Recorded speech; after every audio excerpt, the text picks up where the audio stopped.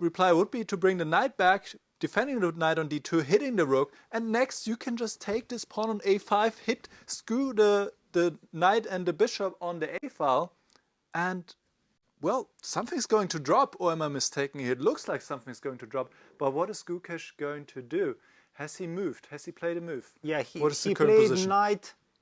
I think he played knight d2 f3. The more natural looking move. You want to move forward. You don't want to move backwards. Yes, that's unfortunate because now you keep the rook on the second rank, also defending the bishop on a2. So now that after rook g2, for example, rook takes a5, the difference is the knight can go back to b6 and the bishop on a2 is defended. If you had the other knight now on d2, you could just take this bishop, but still he has very good chances. However, there is now this idea, for example, to take on c4 and go and trade off everything. So we see another rook and knight against rook endgame, even though the line continues here with the marvelous move, knight h4, threatening suddenly knight f5 and rook a8 checkmate. Let me just show this to you. If the rook moves somewhere, let's say here, then it is suddenly a checkmate. All right, well, before we get lost here, we got to go back to the game. What is the current position? What was played? He played rook h6. Rook and h5 h6 was played. Okay. and rook d6 check. The king comes back, and GUKESH at 22nd, Magnus Carlsen under a minute on the clock. There's still a lot of pressure on that a file. The knight and the bishop hanging by a thread here. Can white go rook to a3, eyeing that knight on c3, the key defender? That looks very logical and very strong. GUKESH, he's reaching out. He's about to make his move. He needs to play. Lose on time. It's on the board. I think knight d1 is the only move here. Yes.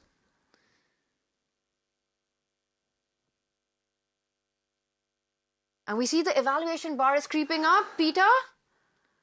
Wow. What's going on in this position? It's crazy.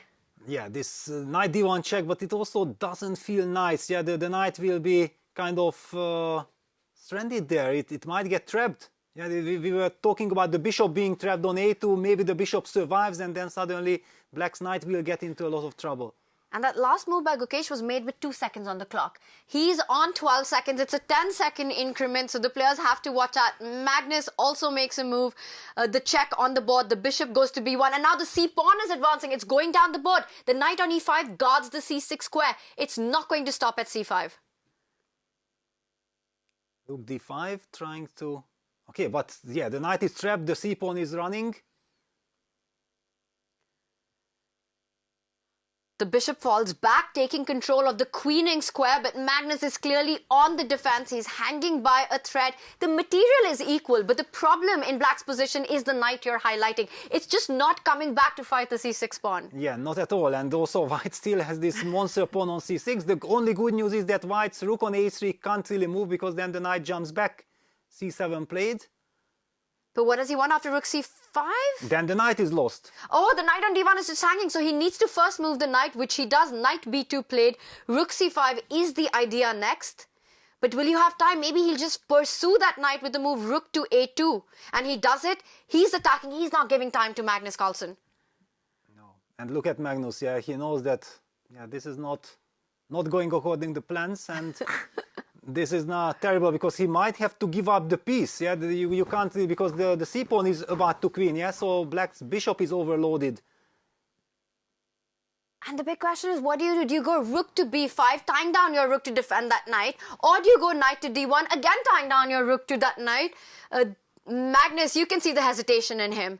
He knows it's no pleasant choices. And wow, rook c2 played after knight d1 because the bishop is overloaded. You can't take on c2 because of c8 queen, and not knight on d1 has nowhere to go. You have to fall back, and I think it's on the board, bishop c8, because c8 was the big threat on the board. But how do you finish this off? Peter, there has to be... And he obstructs. He comes in the way of that rook and the knight. Magnus Carlsen is about to lose that piece on d1. But still, the knight on d3 is also hanging. Yeah, but he can follow it up with knight f3 to e5, get the stability, and everything is protected. Basically, we might be talking about a scenario where nothing can go wrong because everything is super protected, and the pawn on c7 is a monster. And Magnus trying to bring the king into play, and we see the rook now coming to attack because the knight on d1 is trapped. That knight on d3 takes away key squares.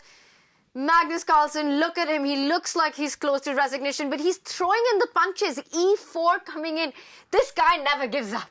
No, of course, never. Yeah, you have to fight, and it's a time scramble. If you can somehow create some even ghost threats, yeah, something that is objectively losing, but you confuse the opponent, it's fine. GUKESH takes that pawn. And knight b2. This, Peter. The knight is out. How does Magnus find these ideas? It's unbelievable. Wow.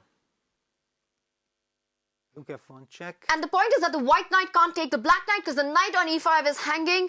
In seconds, Magnus finds a way to survive hanging. It's a tightrope he's walking on, but he is walking on it. Knight check. The king will step over, attacking that knight on c6. He needs to stay connected to the white knight. Yes, he needs to king d6. And where does it end? Look, f6 check, king c7.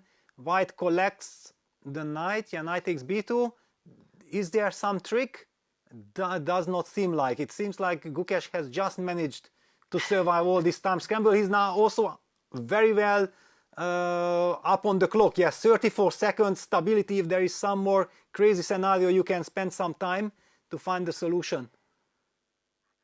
And Magnus there, he's feeling shifty in his chair. He's down a piece. If he can somehow trade or grab that g3 pawn, it's still a draw. But it's far away because white's king is so close to defending that pawn on g3. Magnus trying to think of ways to trick his opponent right now. He first puts pressure on that knight to c6. Yeah, knight b4 looks like a tempting option. Yeah, just to go back, get stability, get the other knight to d3, king to f2. Yeah, Magnus goes rook h5. Knight b2 to d3 would be kind of very tempting, just to coordinate the pieces. Knight c4, ambitious move. Going after the black's king. Yeah, rook f7 check. Wow, these youngsters are fearless. He wants to give checkmate even in this position. The knight on b4, c4, taking away all the squares from black's king. So not only up a piece, but going for a mating attack here. GUKESH putting pressure on the bishop on b7. Magnus goes all the way far away from those whites threatening knights. And maybe the knight can start jumping in. Knight a6 check. You have to go to a8 with your king. Yes, but it's not checkmate yet. So maybe you just protect that pawn first because black is not running away. What? Yeah, and Magnus resigned. Wow. Checkmate. Unreal. And we did see a checkmate in the end with the knight coming back. Rook to a7 was the big threat. Knight to c7 is the other big threat. GUKESH gets it done. He wins against the world #1 in freestyle chess. What a